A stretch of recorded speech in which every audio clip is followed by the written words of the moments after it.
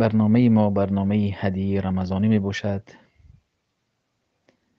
حدیث تعلق به ماه رمضان است که پیامبر صلی الله علیه و سلم چگونه در ماه رمضان چگونه رفتار داشتند و چگونه بیشتر و بیشتر کدام کارها را میکردند.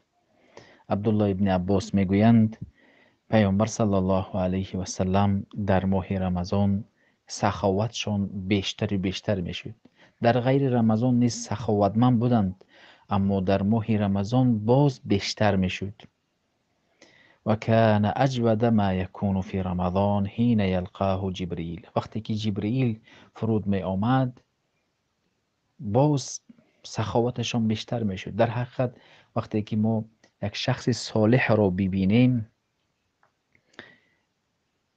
او عمل صالح انجام میدهد، ما نیز از او پیروی میکنیم. یک مدت اگر باشد، اگر در همراه ما چند روز انسان صالح یا انسان اهل علم باشد، از او فایده میگیریم و نیز به کارهای خیر نسبت دیگر روزها سبب میشود که کار خیر را انجام میدیم. پیامبر صلی الله علیه و سلم نیز جبرئیل وقتی که میدیدن باز سخاوتمندتر و سخاوتمندتر میشدند.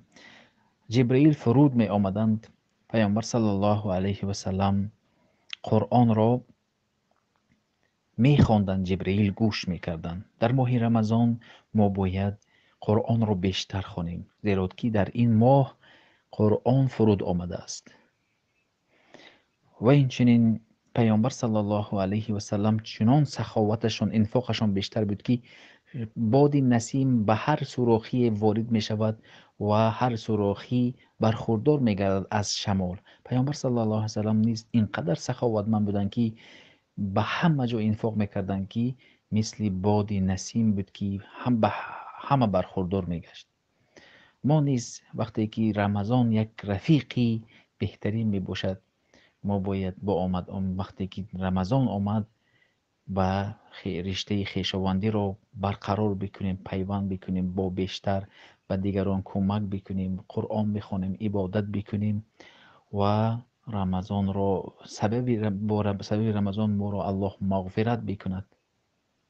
خیلی که پیامبر صلی الله علیه و سلم چنان میکردن، خیر و سخاوت میکردن، قرآن میخوندن و کریم بودند.